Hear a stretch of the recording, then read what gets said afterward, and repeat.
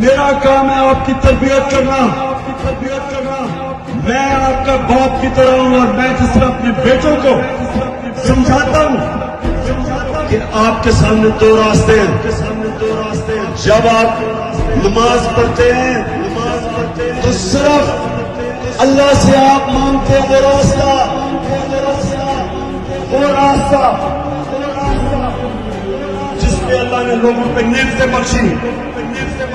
آپ اللہ سے کہتے ہیں وہ راستہ نہیں جو تباہی کا راستہ ہے۔ اب سب کے سامنے دو راستے،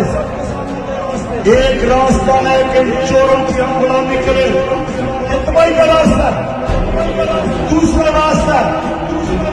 کہ ہم اپنے نبی صلی اللہ علیہ وسلم کی